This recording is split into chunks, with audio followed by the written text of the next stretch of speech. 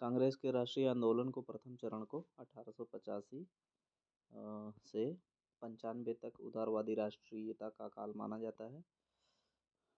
कांग्रेस की स्थापना के साथ ही उदारवादी नेताओं ने ब्रिटिश सरकार से अनेक प्रशासनिक, संवैधानिक तथा आर्थिक सुधारों की मांग की थी। उदारवादियों ने अनेक प्रशासनिक सुधारों का लक्ष्य रखा, भारतीय शासन की जांच के लिए रॉयल कमीशन की नियुक्ति का प्रस्ताव रखा और सिविल सेवा में के भारतीयकरण, उसकी परीक्षा भारत व इंग्लैंड में एक साथ कराए जाने तथा उम्मीदवारों की आयु सीमा में वृद्धि की मांग की।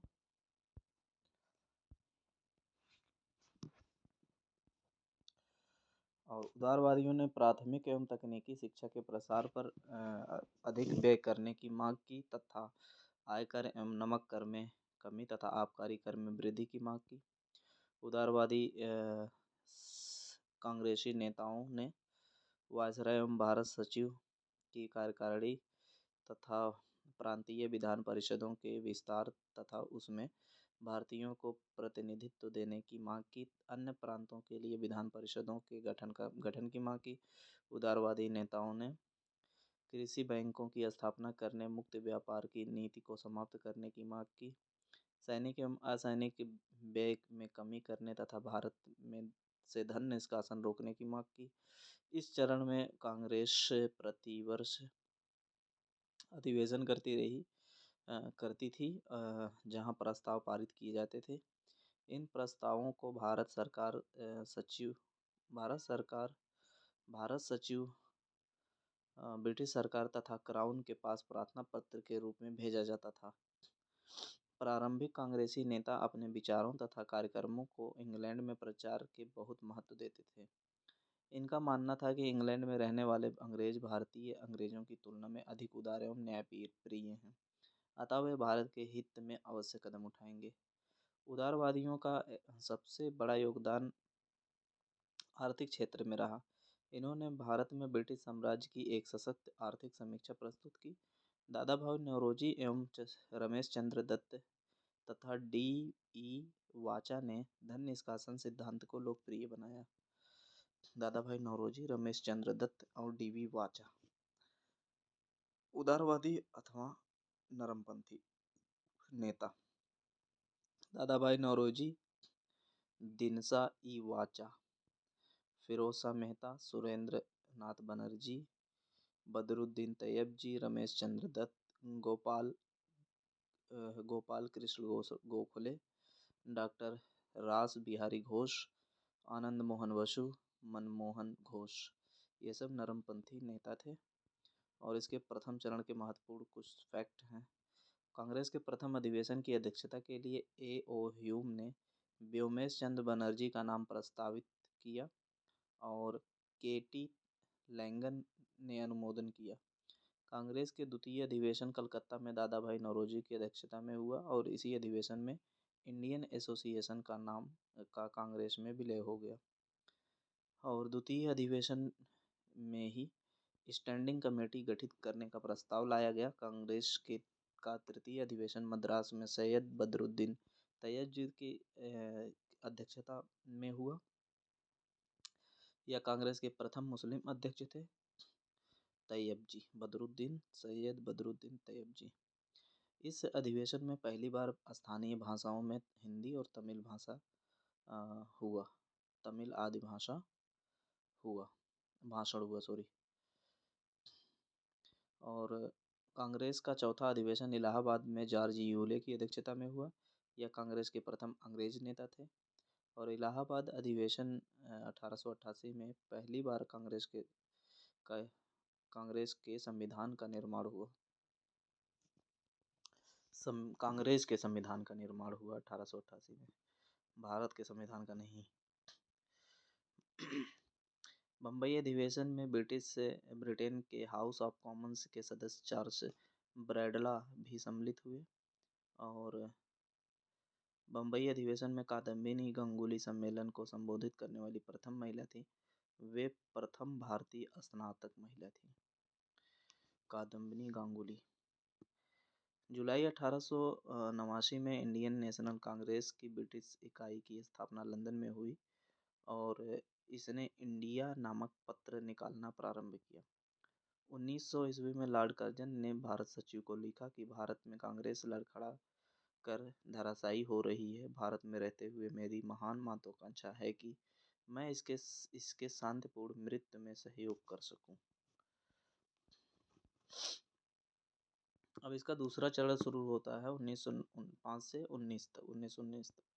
उग्रवादी या गर्मपंथी आंदोलन कहते हैं इसको, यह चरण। 19वीं सदी के अंत में उदारवादी राजनीति की आलोचना होने लगी थी और इसी के साथ भारतीय राजनीति में उग्रवादी चरण का प्रारंभ होता है। उग्रवादी आंदोलन के उदय में समकालीन अनेक राष्ट्रीय एवं अंतर्राष्ट्रीय कारक सक्रिय रहे। उदारवादियों ने अपने लेखों के माध्यम से ब्रिटिश राज के वास्तविक चेहरे का बेनकाब कर दिया। उन्होंने यह सिद्ध किया कि भारत की गरीबी, बेरोजगारी, आर्थिक पिछड़ेपन, अकाल, ऋणग्रस्तता आदि भी सभी का मूल कारण ब्रिटिश औपनिवेशिक नीतियां हैं। कांग्रेस की नीतियां तथा उसकी उपलब्धियों के प्रति जन असंतोष से भी उग्रवाद के उदय में सहायता मिली।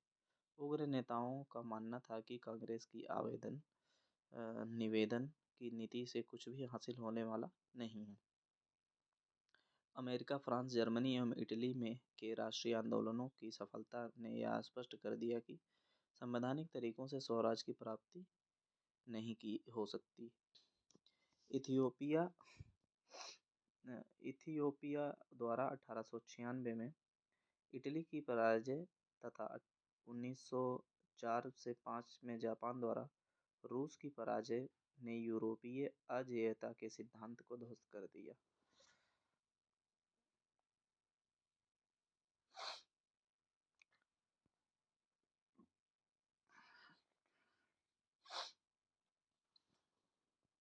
इन घटनाओं ने राष्ट्रवादियों में आत्मविश्वास जगा दिया तथा औपनिवेशिक सरकार से संघर्ष को प्रेरित किया।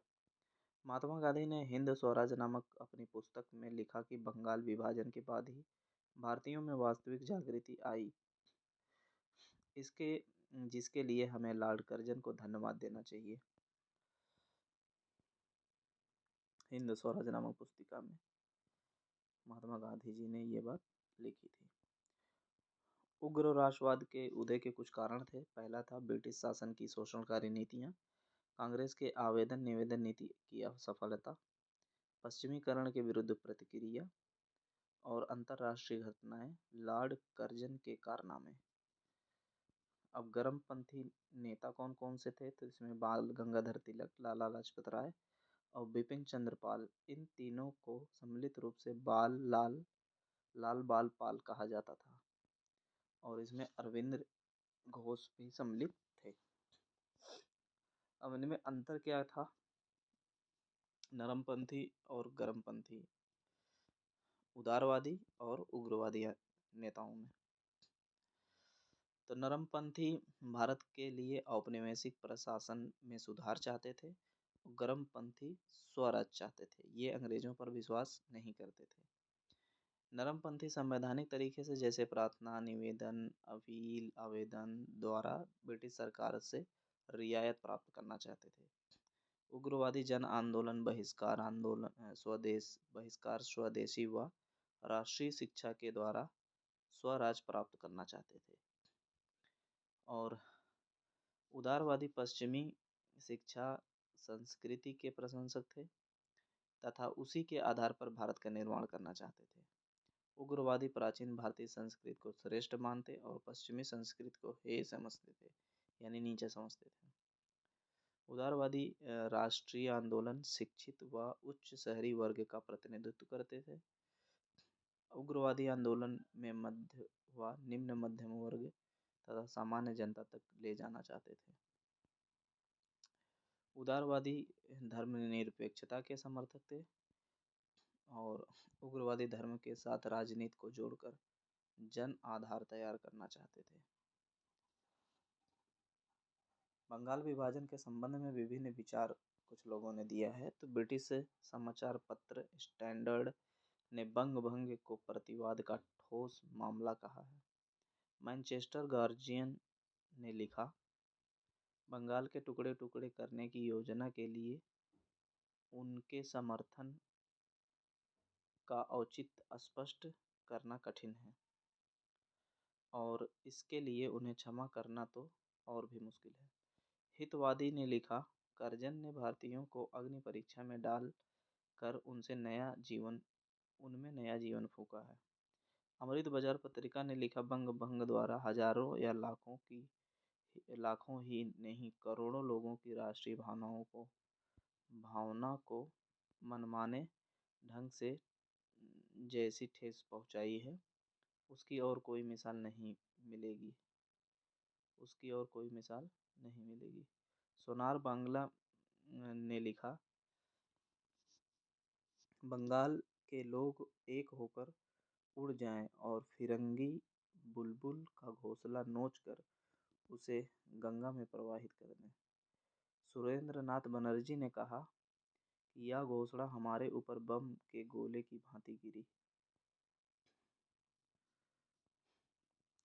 अब आता है बंगाल विभाजन एवं स्वदेशी तथा बहिष्कार आंदोलन।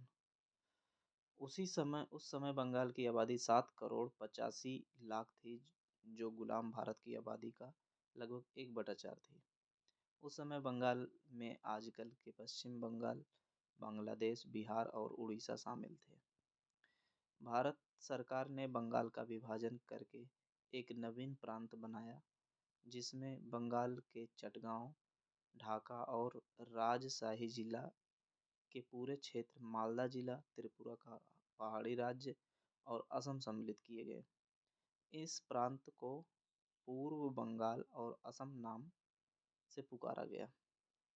भारत सरकार का कहना था कि बंगाल सूबा बहुत बड़ा है, इस कारण प्रशासकीय सुविधा के लिए विभाजन आवश्यक है। लॉर्ड कर्जन के अनुसार अंग्रेजी हुकूमत का यह प्रयास कलकत्ता को सिंहासन च्युत करना, बंगाली आबादी का बंटवारा करना था, एक ऐसे केंद्र को समाप्त करना था जहां से बंगाल व पूरे देश में कांग्रेस पार्टी का संचालन होता था। वह साजिशें रची जाती थी।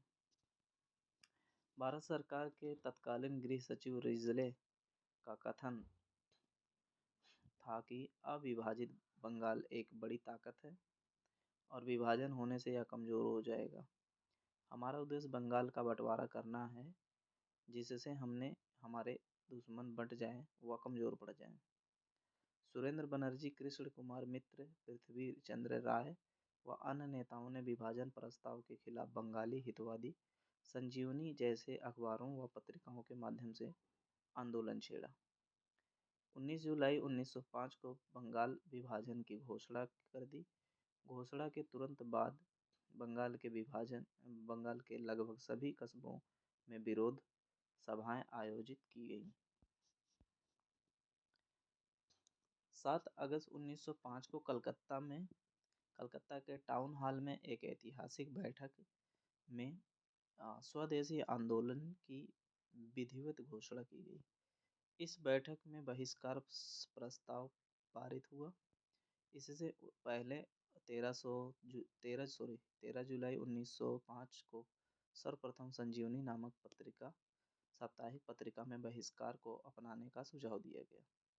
1 सितंबर को सरकार ने घोषणा की कि विभाजन 16 अक्टूबर में लागू होगा और 28 सितंबर 1905 को कलकत्ता के निकट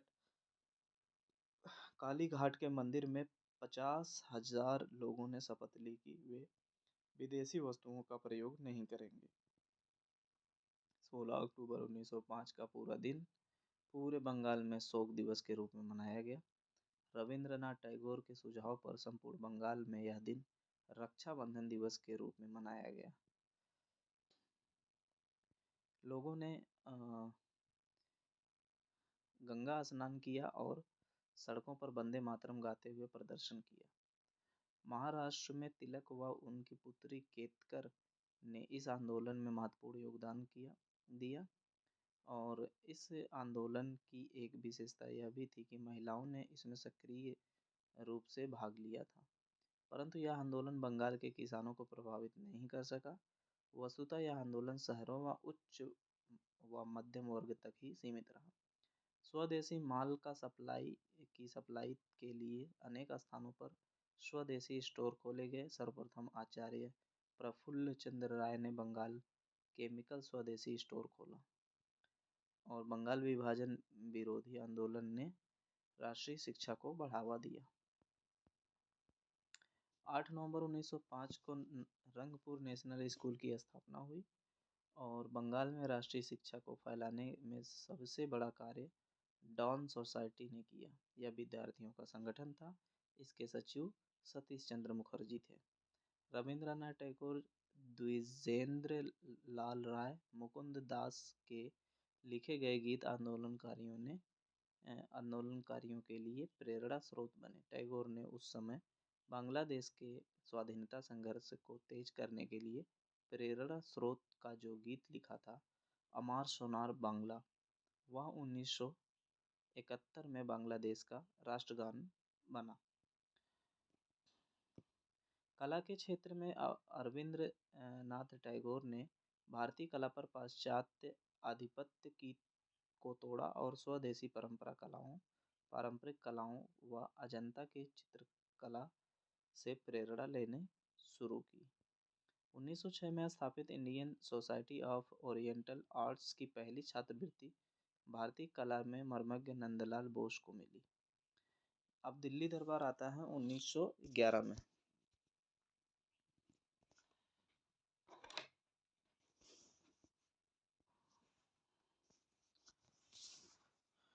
दिसंबर 1911 में ब्रिटिश सम्राट जॉर्ज पंचम का दिल्ली आगमन हुआ और 12 दिसंबर को दिल्ली में एक दरबार आयोजित हुआ। यहाँ तत्कालीन वायसराय लॉर्ड हार्डिंग ने सम्राट की ओर से घोषणा की कि बंग विभाजन रद्द कर दिया जाएगा। भारत की राजधानी कलकत्ता से हटाकर दिल्ली बनाई गई, जो 1912 में क्रियान्वित हुई। फिर आता है कांग्रेस विभाजन। बंगाल विभाजन के बाद उत्पन्न परिस्थितियों का एक प्रत्यक्ष परिणाम कांग्रेस के अंदर नरमपंथी और राष्ट्रवादियों के मध्य विरोध था। 1905 में बनारस अधिवेशन में गोखले ने बंग भंग की एक आलोचना की थी और स्वदेशी आंदोलन का समर्थन किया। यहाँ पर पहला झगड़ा प्रिंस ऑफ वेल्स के प्रस्ताव पर हुआ। लाला लाजपत राय और तिलक ने इसका विरोध किया, फिर भी नरमपंथी इस प्रस्ताव को पास करने में सफल रहे।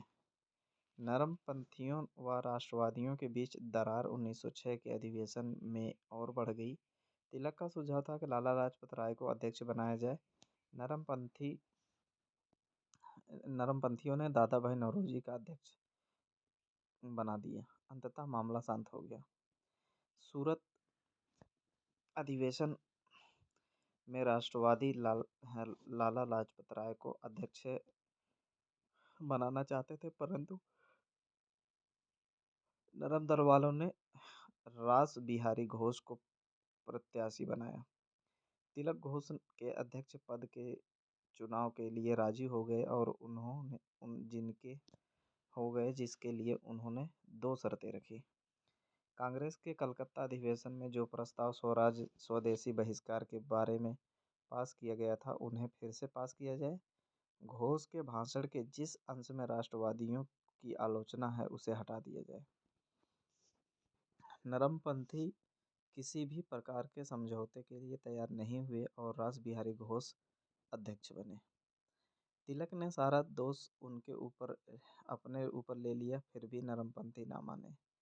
नरमपंथी राष्ट्रवादियों की आपत्ति के बावजूद अपने को इंडियन नेशनल कांग्रेस कहते रहे, जबकि राष्ट्रवादी अपने को नेशनलिस्ट पार्टी कहने लगे। अब जो दोनों के बीच कुछ दूरी बढ़ाने वाले जो फैक्टर थे, वो ये थे कि 1993 में तिलक ने गणपति समारोह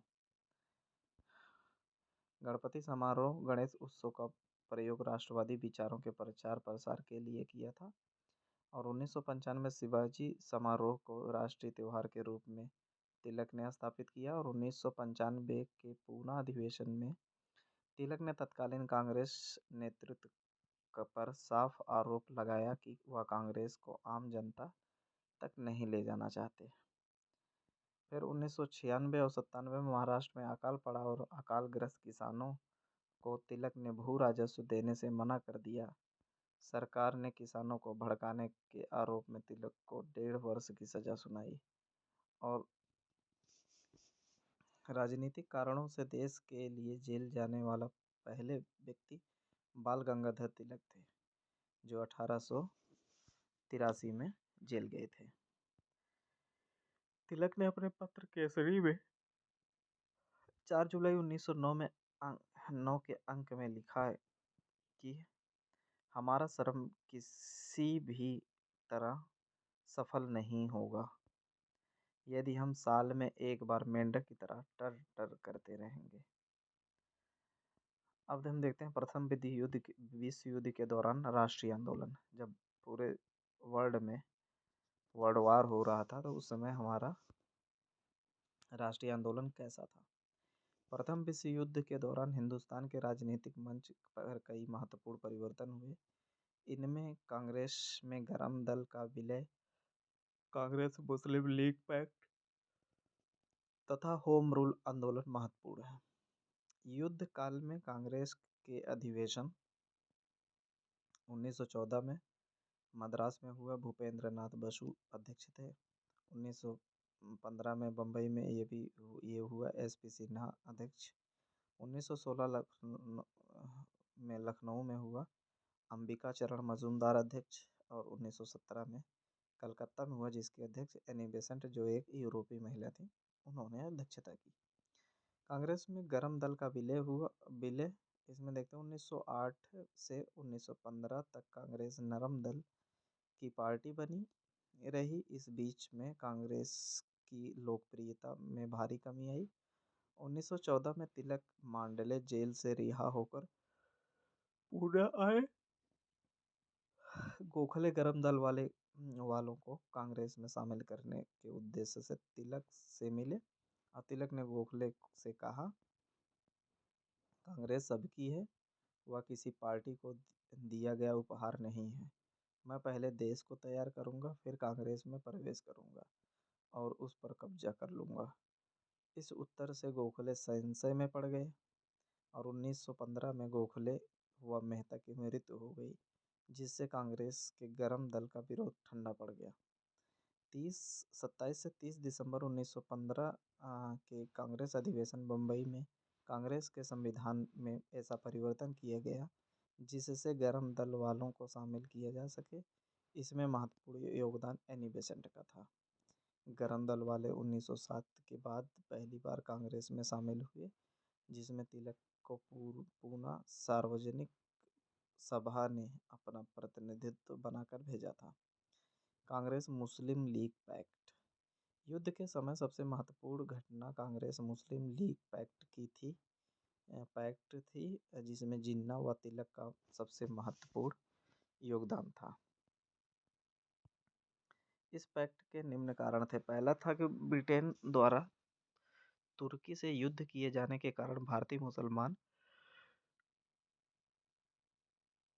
असंतुष्ट हो गए थे।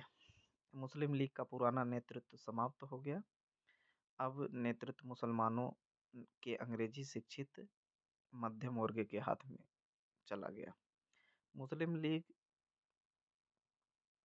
तथा कांग्रेस का साथ साथ कार्य करने तथा स्वराज्य लाने की विचारधारा 1914 से आरंभ हो गई थी तथा इसी के परिणाम स्वरूप दिसंबर 1915 में कांग्रेस व मुस्लिम लीग का अधिवेशन एक साथ बम्बई में हुआ। यह मुस्लिम लीग के अध्यक्ष मजहरुल हक थे तथा कांग्रेस के अध्यक्ष एसपी सिन्हा थे। 1916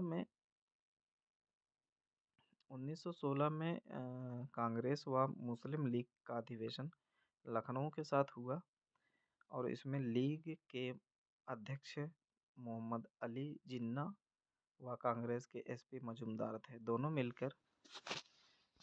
ने मिलकर एक योजना बनाई जिसे लखनऊ समझौता या कांग्रेस लीग पैक्ट कहते हैं। इसमें 19 सूत्रीय ज्ञापन तैयार किया गया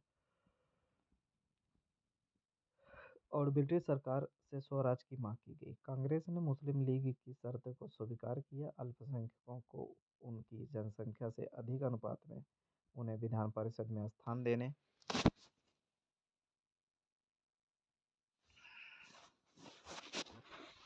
सांप्रदायिक प्रतिनिधित्व प्रणाली अपनाने और यदि कोई प्रस्ताव किसी संप्रदाय विशेष पर प्रभाव डालता है तो वह उसका विरोध उस संप्रदाय के 3/4 सदस्य करेंगे तो इस प्रस्ताव पर विचार नहीं होगा। समझौते में यह नहीं था कि भारत विभिन्न समुदायों का देश है और उनके हित अलग अलग हैं।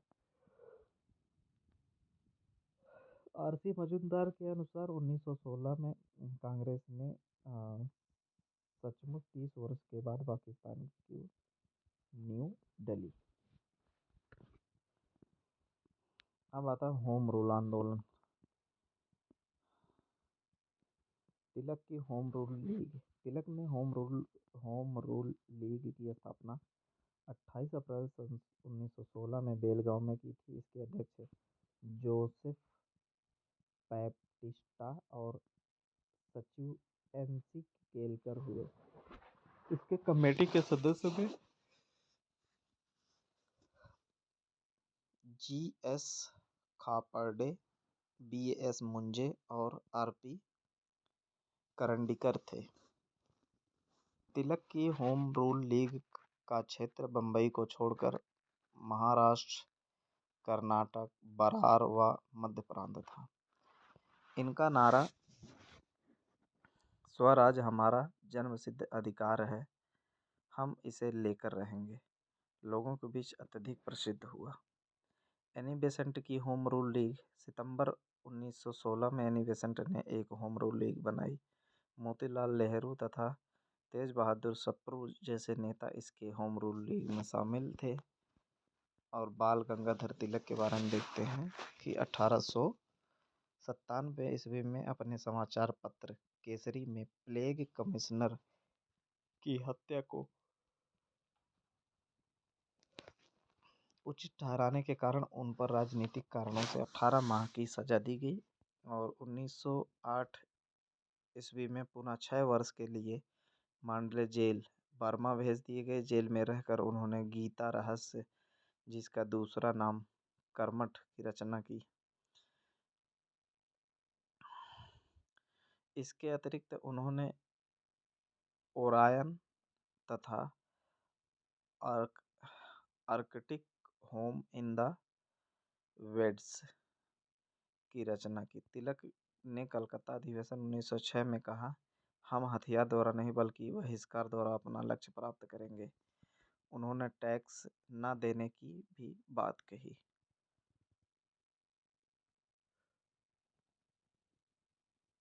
31 जुलाई 1 अगस्त 1920 को तिलक की मृत्यु हो गई। एनी बेसेंट ने अपने होम रूल का प्रचार अपने दैनिक पत्र न्यू इंडिया और कॉमनवेल्थ के माध्यम से किया, जिसमें न्यू इंडिया का प्रमुख योगदान रहा। एनी बेसेंट भी भारत की पूर्ण स्वतंत्रता नहीं चाहती थी। एनी बेसेंट भी भारत की पूर्ण स्वतंत्रता नहीं चाहती थी। इनकी होम रूल अखिल भारतीय थी। एनी बेसेंट स्वयं इसकी अध्यक्ष थी तथा रामास्वामी अय्यर इसके सचिव थे। मॉन्टेग्यू घोषणा। तिलक के भाषण आंदोलन से जनता पूरे जोश से भरी थी। तभी 20 अगस्त 1917 को भारत सचिव मॉन्टेग्यू के प्रस्ताव की घोषणा की गई, जिसमें ब्रिटिश शासन का लक्ष्य स्वशासित संस्थाओं का क्रमिक विकास था। जुलाई 1918 में मॉन्टेग्यू चेम्सफोर्ड रिपोर्ट प्रकाशित हुई और मॉन्टेग्यू घोषणा को कांग्रेस ने असंतोषजनक व निराशाजनक माना, परंतु नरमवादी नेताओं ने सुरेंद्र नाथ बनर्जी के नेतृत्व में 17 अगस्त 1918 को एक सभा करके इस रिपोर्ट का स्वागत किया। नरमवादी नेताओं ने कांग्रेस से अलग होकर अखिल भारतीय उदारवादी संघ की स्थापना की। मॉन्टेग्यू ने इसकी स्थापना के लिए खुद ही इनको प्रोत्साहित किया था। इस प्रकार कांग्रेस का दूसरा विभाजन 1918 को हो गया। कांग्रेस के द्वितीय चरण से संबंधित महत्वपूर्ण तथ्य यह है। बंगाल विभाजन कर बनाए गए नए प्रांत पूर्वी बंगाल और असम का लेफ्टिनेंट गवर्नर बैम्बफील्ड फूलर को बनाया गया था। बंगाल विभाजन के समय सर्वाधिक स्पष्ट वक्तापत्र संध्या था और 1904 में विश्वविद्यालय अधिनियम के विरोध में डॉन सोसाइटी की स्थापना हुई और 1906 में का कांग्रेस अधिवेशन कलकत्ता में दादा भाई नौरोजी की अध्यक्षता में हुआ। यही पर पहली बार कांग्रेस स्वराज की मांग की। कलकत्ता अधिवेशन में दादा भाई नौरोजी के सचिव मोहम्मद अली जिन्ना ने अध्यक्षीय भाषण पढ़ा था। 1908 में तिलक को रेम्स हार्डिंग नामक जहाज से मंडेला भेजा गया। 1906 में गठित अरुणडेल कमेटी की सिफारिश पर बंगाल विभाजन रद्द कर दिया गया। 1907 का सूरत अधिवेशन कांग्रेस का 23वां अधिवेशन था, जिसे रद्द कर दिया गया था। प्रथम विश्व युद्ध के दौरान जिन्ना ने पत्र कॉमरेड को बंद कर उन्हें छिंदवाड़ा जेल भेज दिया गया।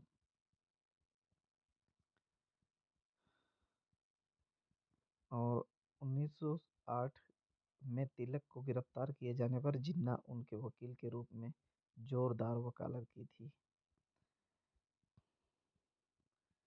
1914 में एनी बेसेंट कांग्रेस में शामिल हुई थी। सर सुब्रमण्यम अय्यर ने एनी बेसेंट की गिरफ्तारी के विरोध में सर की उपाधि त्याग दी। ऐसा करने वाले वह प्रथम भारतीय थे।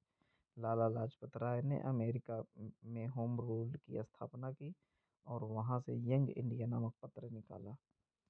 उदारवादियों ने मॉन्टेग्यू घोषणा पत्र को भारत का मैग्ना कार्टा कहा है। अब क्रांतिकारी आंदोलन देखते हैं अगली वीडियो में।